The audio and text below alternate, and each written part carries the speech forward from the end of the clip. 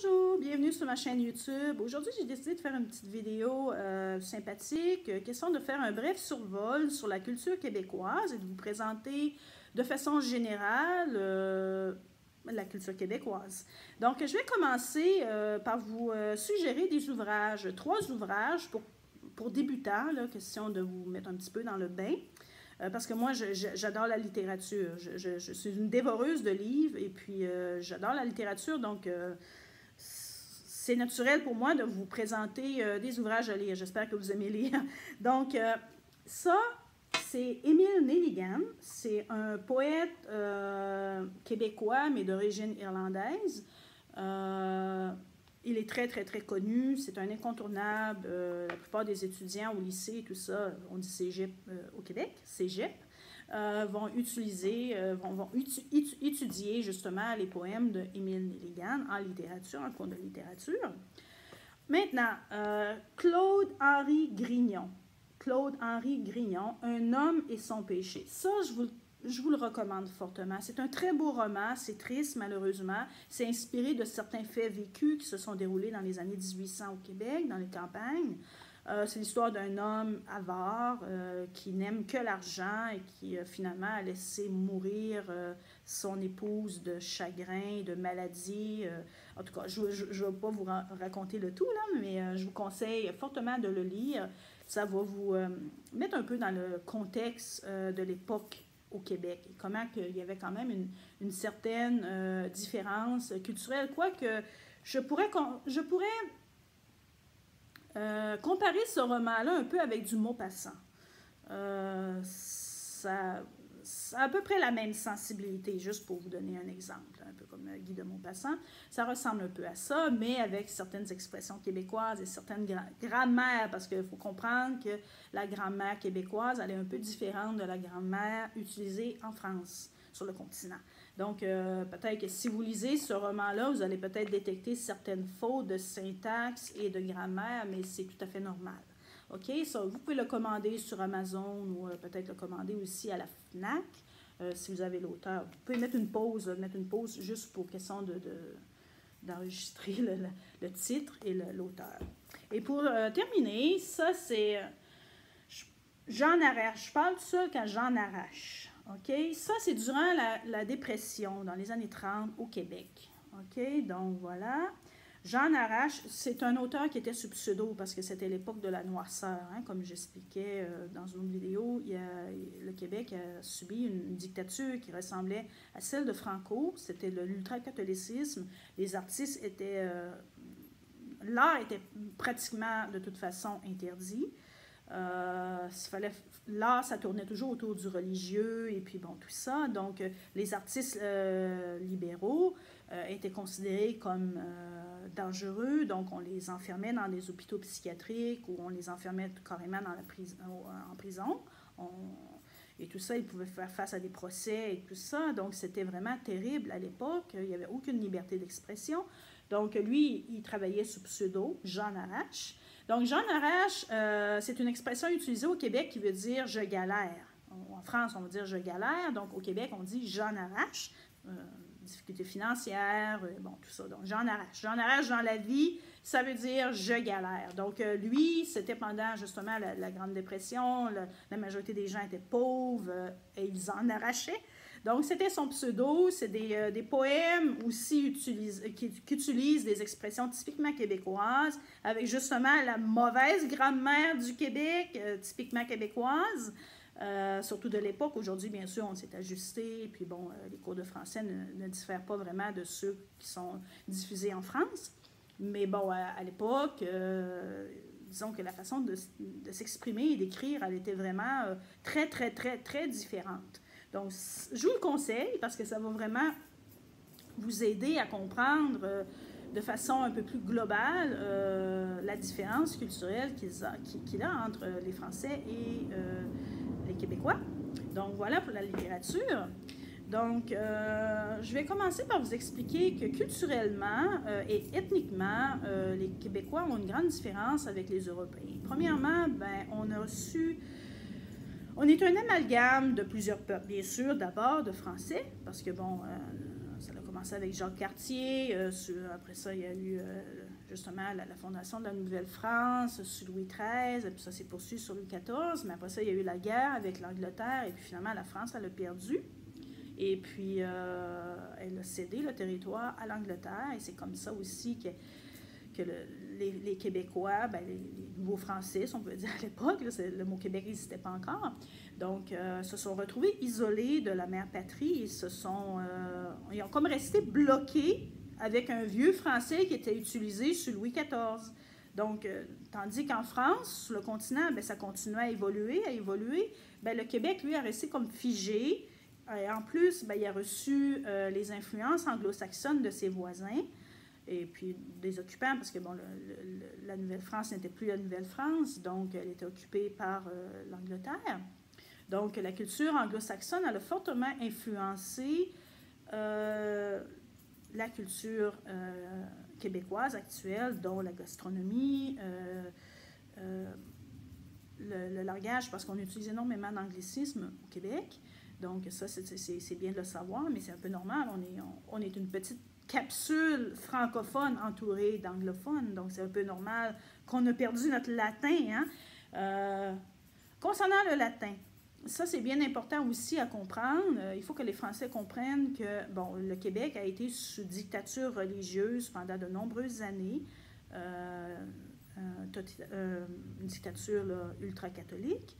Donc, le latin et le grec a été souvent et malheureusement à tort associés à la religion, ce qui est une grave erreur selon moi, mais bon, il y en a qui ne partagent pas les mêmes opinions que moi, mais bon, moi je me dis que l'étude du latin et du grec est une bonne chose, surtout pour les personnes qui sont dyslexiques ou tout ça, ça peut leur permettre aussi de mieux maîtriser la langue française et tout ça, ça peut être quasiment thérapeutique aussi, parce que bon, ça nous aide beaucoup à aussi mieux articuler le français et tout ça. Mais bon, dans les fin des années 60, quand justement la Grande Noirceur elle a terminé, cette dictature-là elle s'est éteinte, le gouvernement québécois a décidé de copier ce qui se passait en France. Donc, la laïcité d'abord.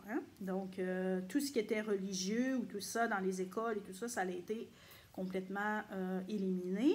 Et malheureusement, ils ont décidé d'éliminer aussi l'étude du latin et du grec dans les écoles. Donc, je pense que c'est une mauvaise idée, comme je dis, mais bon, on ne peut rien y faire, donc c'est comme ça. Donc, bon, il n'y a pas de cours de latin et de grec au Québec depuis la fin des années 60. Donc, voilà, ça, c'est un point à comprendre, parce que des fois, il y a des Français qui disent « Ouais, mais c'est quoi, comment ça se fait que tu n'as jamais suivi de cours de latin, des choses comme ça. » Ouais, mais il n'y a personne qui en suit de cours de latin, à moins d'aller dans des écoles privées et de payer le prix, là. Mais bon, les gens normaux, dans les écoles publiques, il n'y a pas de latin. Donc, c'est ni grec. Donc, c'est... Il y a quand même des cours d'histoire, culture, mythologie, bon, tout ça, on en a, mais pas l'étude de la langue proprement dit, latin ou grec. On a juste des cours d'histoire et de littérature, et puis de mythologie grecque et romaine et tout ça. Mais bon, on n'étudie pas le langage. Mais c'est une erreur. Donc voilà, ça c'est un autre trait particulier de différence. Donc au niveau... je pourrais dire, vestimentaire, on a une influence aussi chez les Amérindiens. Les Amérindiens nous ont beaucoup influencé au niveau de l'artisanat, au niveau du tissage ici. Donc, je vais vous montrer ici une pièce incontournable du costume traditionnel québécois. On appelle ça la ceinture fléchée. Donc, c'est une méthode de tissage qui a été héritée des Amérindiens. C'est assez long, on peut voir, c'est très long, ça se met autour de la taille, c'est autant les hommes que les femmes peuvent le porter. Pendant le festival d'hiver, le carnaval d'hiver de Québec, Bonhomme Carnaval, qui est un bonhomme de neige, autrement dit, là, porte justement cette fameuse ceinture-là autour de la taille. Donc, ça, on appelle ça la ceinture fléchée. C'est une influence amérindienne qui a eu un impact sur notre costume traditionnel. Maintenant, on a l'influence irlandaise. Dans les années 1800, il y a eu une très grosse famine en Irlande, ce qui a fait qu'il y a beaucoup d'Irlandais qui ont décidé justement d'immigrer ailleurs parce qu'ils ne pouvaient pas manger, ils ne pouvaient pas cultiver leur terre, ils subissaient aussi la discrimination, la ségrégation de la part des Anglais, qui ont toujours considéré les Irlandais comme inférieurs parce qu'ils sont aussi religieusement et ethniquement différents, culturellement différents, c'est des Celtes et puis ils sont catholiques. Donc voilà, le Québec a reçu beaucoup d'immigrants irlandais durant cette période-là, jusque dans le début des années 1900. Donc, il y a beaucoup de Québécois, comme moi d'ailleurs, qui a du sang irlandais dans les veines, et ça a eu aussi un impact beaucoup aussi sur la culture musicale. Si jamais vous écoutez des rigodons, rigodons, ça veut dire musique traditionnelle ici au Québec. Donc, si vous écoutez des rigodons à la radio, si vous visitez le Québec durant la nouvelle année, le jour de l'an, à la radio, vous allez en entendre toute la journée du jour de l'an, ils diffusent des rigodons. Donc, les rigodons, ben, si on écoute ça, ben, on va avoir l'impression, mais c'est quoi, c'est la Saint-Patrick ou quoi, là? Oui, parce que finalement, oui, ça ressemble énormément à la musique irlandaise à cause du violon, entre autres, qui prédomine dans les chansons, dans les pièces de musique. Et puis, bon, il y a aussi les cuillères, ça tape du pied, puis bon, c'est ça. Donc, on voit qu'il y a vraiment une influence celtique dans cette musique-là. Donc, vous allez noter ça. Ensuite, la danse. Si on voit les danses traditionnelles québécoises, ben, on va voir que ça ressemble énormément à la gigue. Le corps est très droit, et puis c'est un jeu de pied. Donc, ce qui est un héritage irlandais dans la danse. Et puis, il y a les quadrilles aussi, mais les quadrilles, ça, c'était aussi pratiqué en France autrefois et encore aujourd'hui. Donc, les quadrilles, je ne peux pas trop m'avancer là-dessus parce que, bon, c'est pratiqué un peu partout en Europe. Mais je pourrais dire que le quadrille québécois ressemble beaucoup plus au quadrille irlandais que français, en tout cas. Donc, voilà, parce qu'avec la musique et tout, ouais, il y a vraiment une influence, de toute façon, irlandaise dans la musique et dans la danse. Donc, au niveau textile, l'influence, bien sûr, amérindienne et aussi anglo-saxonne. Bon, les blues québécoises, il y a beaucoup ce qu'on appelle la fameuse broderie anglaise. Donc, ça va être des blues empesés avec beaucoup de broderies de type anglo-saxonne. Donc, ça. Textile fortement influencé par la culture amérindienne et anglo-saxonne. Bon, maintenant, je vais faire un bref survol des expressions québécoises. Les Français, souvent, quand ils voient des Québécois, ils vont nous dire tabernacle. Ouais, oui, OK. Mais je vais vous expliquer qu'est-ce que c'est en réalité. Tabernacle, de toute façon, on dit au Québec tabarnak, c'est un juron. Ça, la plupart des Français, je pense qu'ils ne le savent pas. C'est l'équivalent de putain en France. Donc, c'est un juron, c'est vulgaire. Donc, je vais vous expliquer pourquoi. Tabernacle, ça vient justement du mot tabernacle, un article qu'on retrouve dans les églises catholiques. Pourquoi au Québec, on utilise des jurons à consonance religieuse? Oui, on a été très longtemps sur dictature religieuse. On a été très longtemps dominés par la religion. La religion nous a longtemps étouffés. On ne pouvait pas vivre normalement à cause d'elle. Donc, les gens, par rébellion, ont décidé d'utiliser comme juron des articles religieux. Donc, tabernacle est devenu tabarnak. Calice est devenu calice. Christ est devenu Christ. Un hostie est devenu asti. Qu'est-ce qu'il y a? Il y en a d'autres. Parce que, ben, de toute façon, moi, la façon dont j'ai été éduquée, c'est ça. Il faut que les Français comprennent que ce n'est pas tous les Québécois qui utilisent cette expression-là parce que c'est un juron. C'est des jurons.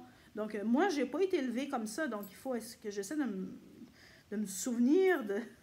Qu'est-ce qu'on peut dire? Bon, tabarnak, calice, asti, ciboire, un ciboire.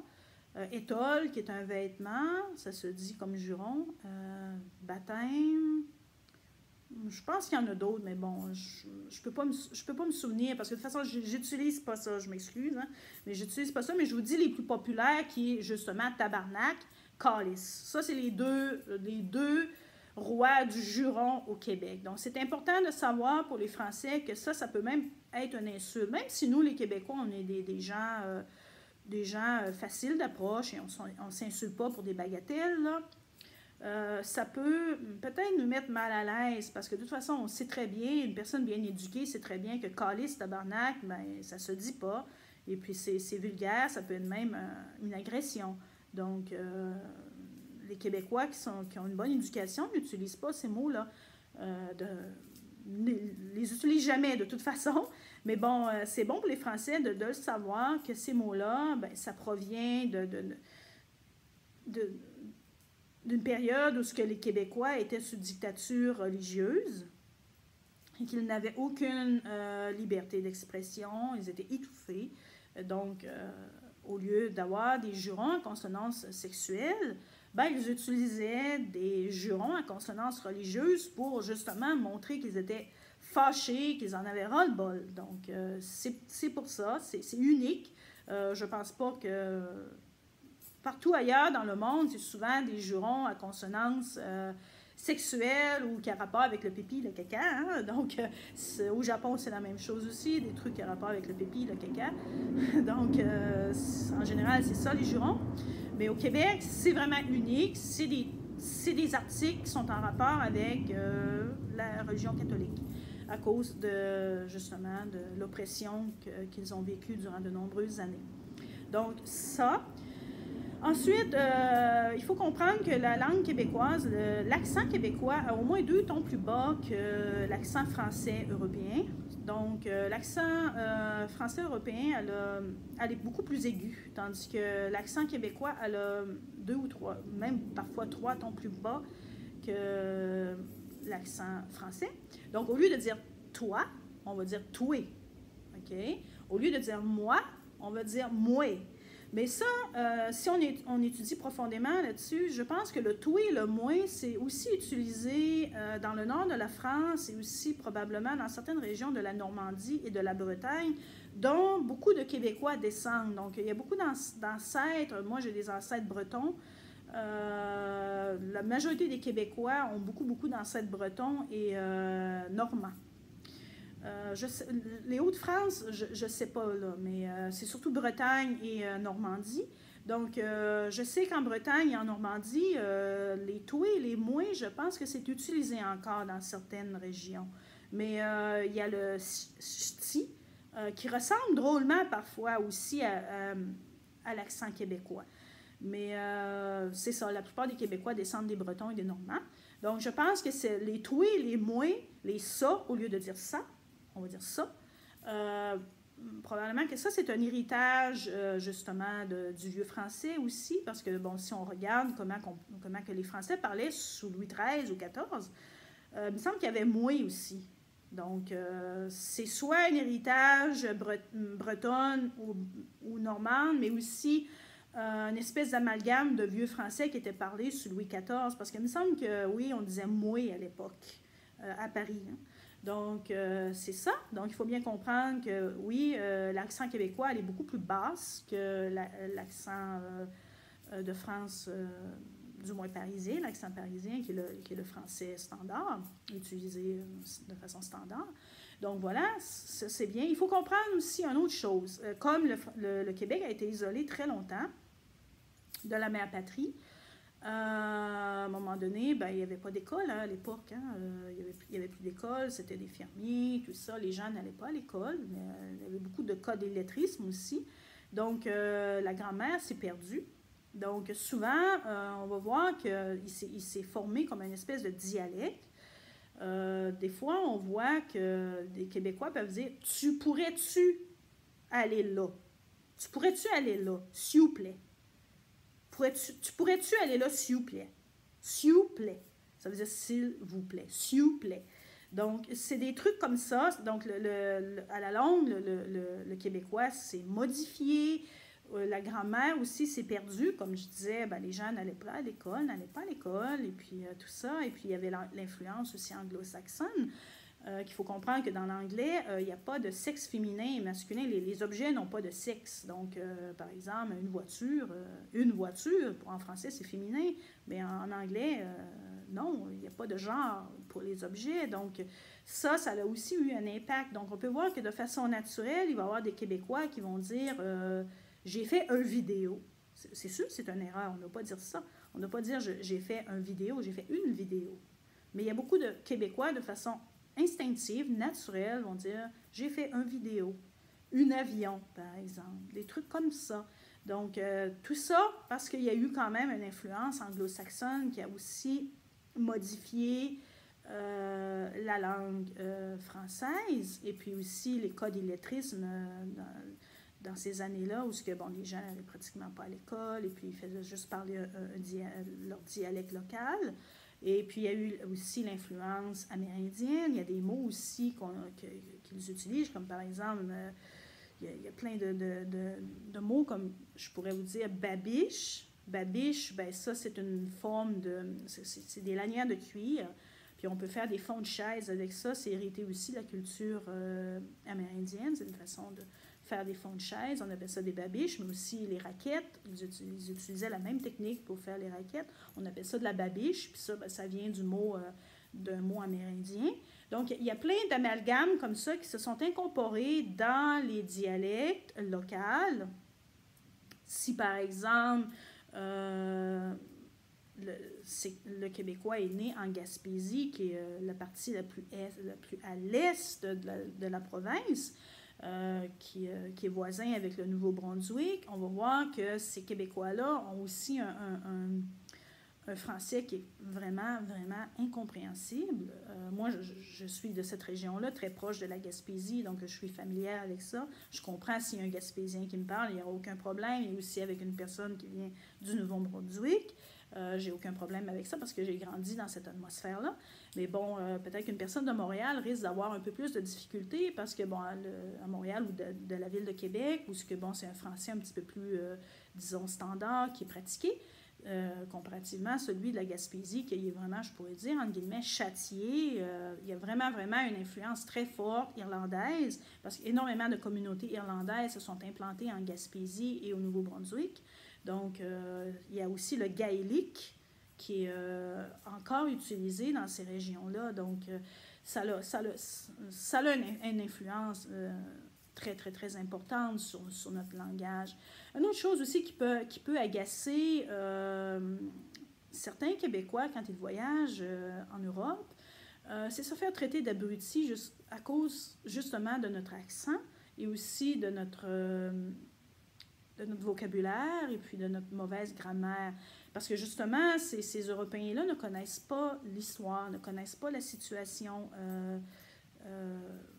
l'histoire générale du Québec, les amalgames qu'il a eu au niveau culturel, au niveau ethnique. Ils ne savent pas ça, donc ils vont souvent, parfois, peut-être de façon involontaire, bien sûr, insulter des Canadiens, des Québécois. Je vais vous donner un exemple. C'était un peu au début de sa carrière, peut-être dans les années 2000. Céline Dion, vous devez connaître bien sûr. Elle a été invitée à un talk show en France. Et puis au Québec, on dit je suis bonne. Okay? En France, être bonne, ça a une connotation sexuelle. Mais au Québec, ça n'a pas de connotation sexuelle. Ça veut dire être talentueux dans quelque chose, dans un domaine particulier. Donc, tu peux dire, moi, je suis bonne en piano.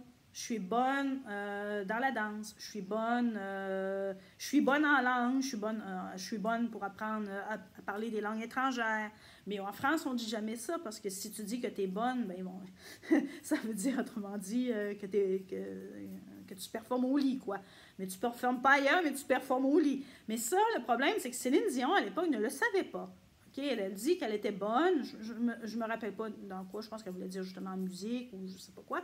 Donc, il y a quelqu'un dans le talk show qui lui a éclaté de rire en plein visage. Et puis, elle, ben, elle ne savait pas qu'est-ce qui se passait, justement. Elle savait pas le problème. Donc, elle ne comprenait absolument rien.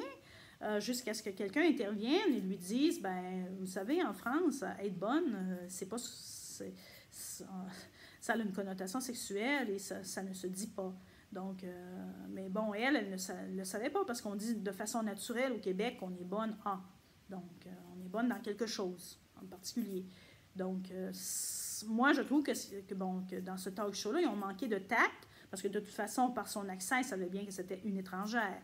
Donc, les étrangers, ben, c'est normal qu'ils ne peuvent pas s'exprimer de la même manière que les locaux.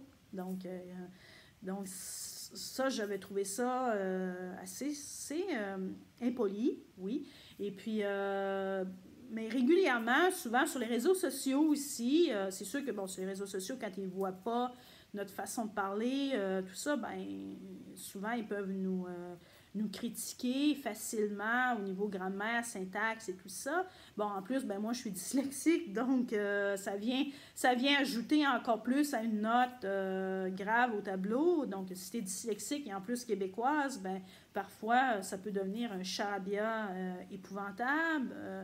Donc, c'est ça, sur les réseaux sociaux, ben, on fait juste écrire, donc la personne ne peut pas savoir, de un, si vous êtes québécoise ou pas, mais il faut toujours tenir compte que finalement, il y a une différence quand même assez considérable au niveau linguistique avec la France. Donc, c'est important pour les Français de comprendre ça, surtout ceux qui veulent s'expatrier au Québec. Savoir ces petits points-là, ça peut aussi leur faciliter la vie et l'intégration et peut-être éviter certaines frictions avec des Québécois qui pourraient peut-être se sentir vraiment insultés.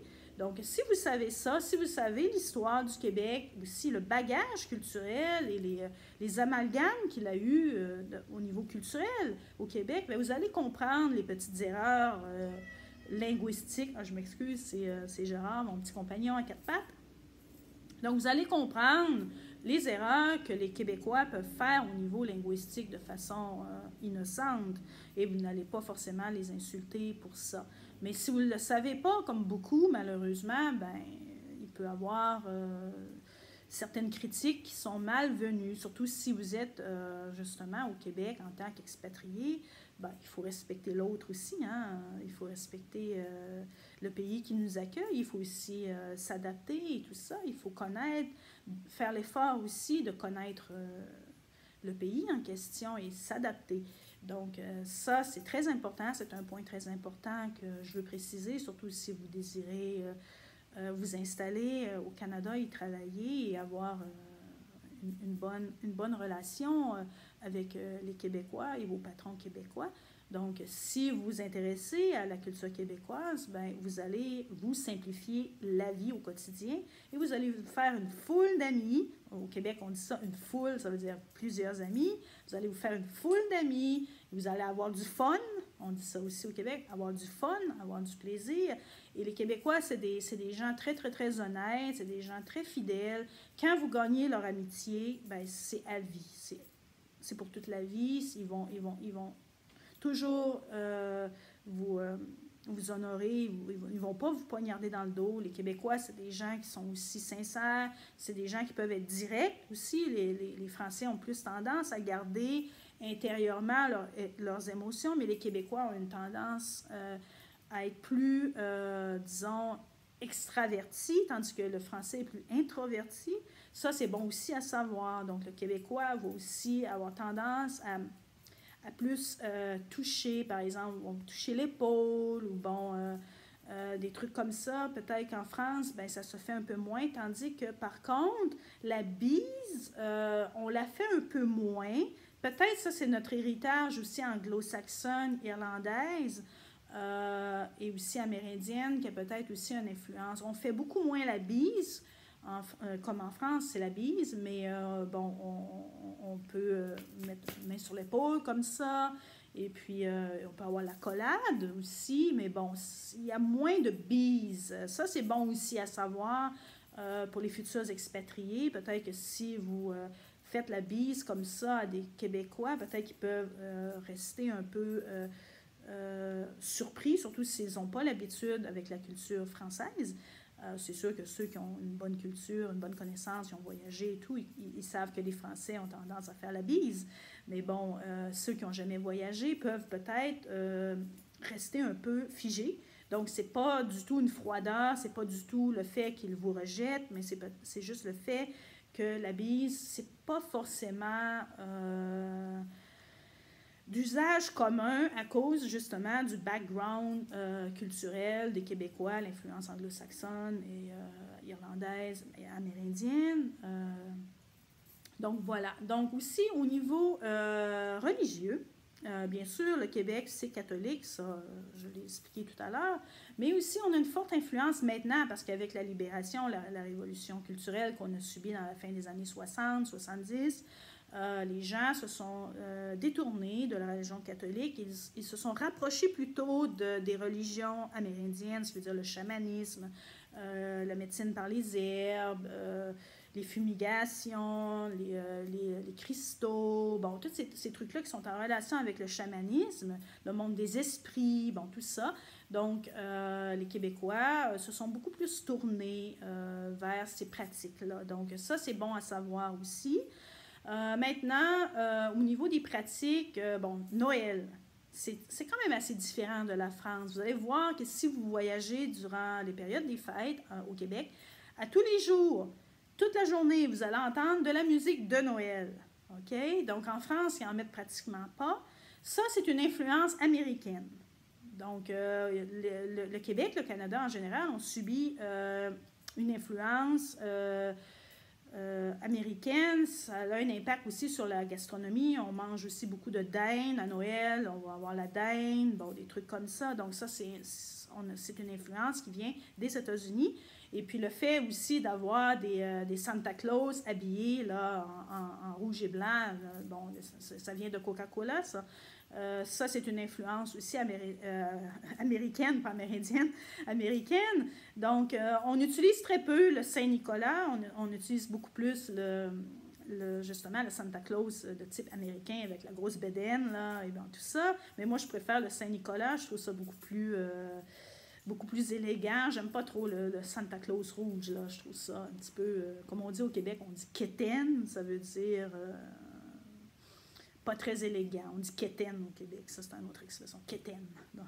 Souvenez-vous-en, si jamais vous entendez ça, t'es quétaine, ça veut dire, bon, par exemple, trop de maquillage, des robes en léopard, justement, dire tabarnak, c'est quétaine, bon, ça veut dire quelque chose qui est vulgaire, quoi. Donc, on dit quétaine au Québec. Donc, voilà, moi, je préfère le Saint-Nicolas quand je fais mes décorations de Noël. Mais bon, vous allez, comme je dis, entendre toute la journée, pendant au moins une semaine, sans interruption, de la musique de Noël. Moi, ça, j'aime bien, par contre. Et puis, bon, les Québécois, c'est des gens de party. Party. On dit party, ça veut dire des gens de fête. Donc, on aime la fête et tout ça. Donc, on se met vraiment dans l'ambiance du temps des fêtes durant Noël. Le jour de l'an, la nouvelle année, ben, c'est les rigodons. Bon, c'est la musique traditionnelle québécoise. Les gens, justement, on va sortir la ceinture fléchée, on va danser la gigue en famille, bon, tout ça. Les violonneux, hein, ceux qui font du violon à l'irlandaise. Et puis, bon, le ruine-babine. Le ruine-babine, c'est une guimbarde, quoi. Là, c'est, bon, des trucs comme ça. On appelle ça une ruine-babine au Québec, ou une bombarde. Donc, la musique à bouche, mais tu as aussi la guimbarde, la guimbarde qui est aussi omniprésente dans la musique québécoise, qui a une influence aussi amérindienne, mais selon certains, irlandaise aussi, parce que tu as plusieurs types de guimbardes. Tu as la guimbarde amérindienne, que c'est avec aussi des babiches, des lanières de cuir tendues sur des bouts de bois. Ça, c'est la guimbarde de type amérindienne. Mais tu as la guimbarde européenne, qui, elle, est en métal, puis qui a un bruit beaucoup plus fort. C'est celle-là, maintenant, qui est utilisée beaucoup dans la musique traditionnelle québécoise, qui est d'influence irlandaise. Donc, voilà. Donc, vous allez entendre de la bombarde, des rigodons durant le jour de l'an, toute la journée, sans interruption. Ça, c'est quelque chose aussi que les Français doivent savoir. Ça ne se voit pas en France. Donc, il y a ça. Et puis, l'Halloween. L'Halloween, ça fait partie vraiment aussi maintenant de la culture québécoise. Si vous voyagez à cette période-là, ben vous allez voir les maisons décorées. Il y en a qui investissent énormément d'argent ils vont reconstituer des cimetières en avant de leur maison. Des toiles d'araignées géantes, des bruits. En tout cas, c'est intéressant. Et puis, ça fait partie aussi maintenant de la culture. Ce que certains Français, parfois, peuvent dire, ben c'est morbide ou tout ça. Parce que, bon, mais il faut comprendre qu'au Québec, l'Halloween, ça a quand même ça a une certaine importance dans la culture, et puis bon, les enfants aiment bien, et puis bon, ils vont aller de porte en porte et les adultes sont contents de donner des bonbons, des candy, comme on dit au Québec, candy, qui vient aussi de l'anglais parce que, comme je disais, on utilise énormément d'anglicisme parce qu'on était... Le Québec, c'est une petite bulle francophone entourée d'un océan anglophone. Ça, il faut bien le comprendre. Hein? C'est une petite bulle tout petite francophone qui est entourée d'un monde anglo-saxon. Donc, ça a eu une influence très importante sur notre langage. Il faut comprendre aussi que culturellement, quand une Québécoise arrive en France, elle est aussi différente qu'une Russe ou une Maghrébine ou tout ça, parce qu'on a vraiment notre culture propre. Donc, on est aussi une étrangère en France, parce qu'on ne pense pas de la même façon, on ne parle pas de la même façon, on a notre dialecte, notre culture, elle est différente. Ethniquement, on est différent aussi, même si on a du sang français, il reste qu'ethniquement, on est différent. On a vraiment, vraiment beaucoup de sang anglo-saxon et irlandais dans nos veines. Et certains Québécois, moi, j'en ai pas dans ma famille, mais je connais beaucoup de personnes qui ont du sang amérindien, ont des ancêtres amérindiens. Moi, c'est irlandais, mais bon, il y en a beaucoup que c'est amérindien. On peut le voir aussi par leurs traits. Ils ont une peau un peu plus basanée, des yeux un petit peu plus en amande, bon, tout ça. Moi, j'ai plus un type celtique avec un teint clair et tout, et bon. Voilà, donc ethniquement aussi, on est différent des Français.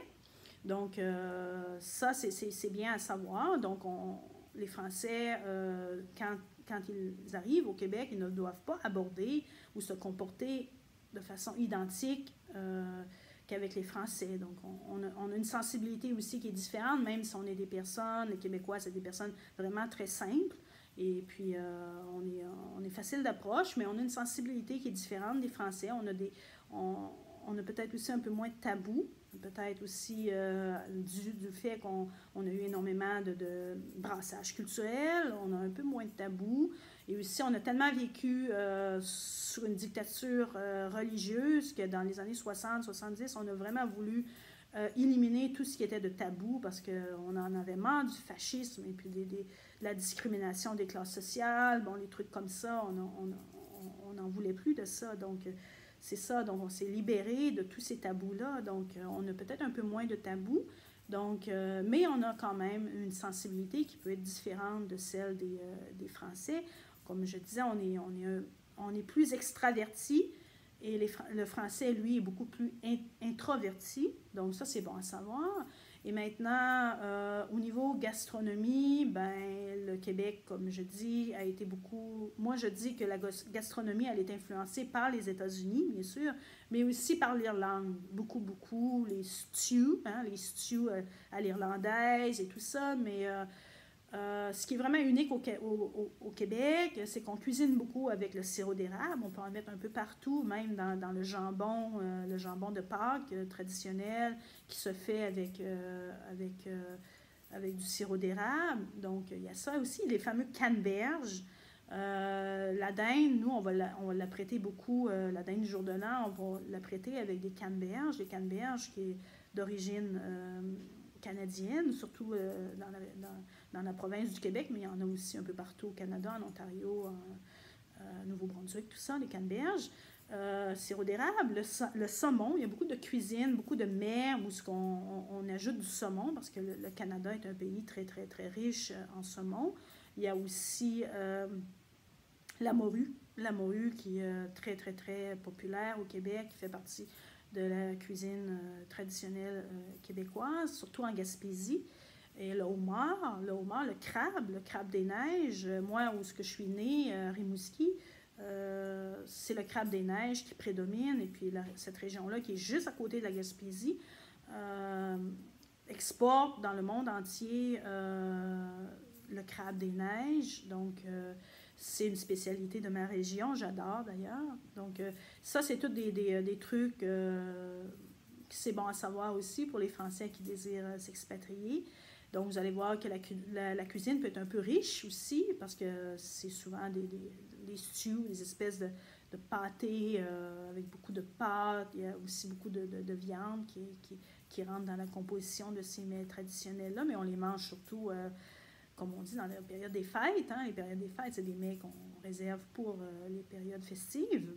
tandis que l'ordinaire, ben, on mange comme tout le monde. Hein. Il y a la cuisine française, il y a bien sûr la cuisine asiatique qui est très populaire au Québec. Il y a aussi les cuisines, la cuisine maghrébine ou bon, d'influence étrangère que nous, les Québécois, on adore aussi parce qu'on sait que ça a une meilleure influence pour notre santé. Donc, voilà, donc c'est ça aussi.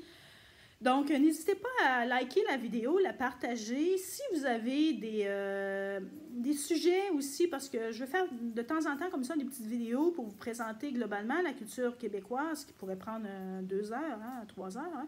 Donc, si vous avez des questions précises sur la langue, sur les expressions, tout ça, n'hésitez pas à laisser des commentaires. Ça va me faire un plaisir de vous répondre. Et puis, si vous voulez que je fasse une vidéo sur un sujet particulier, n'hésitez pas non plus.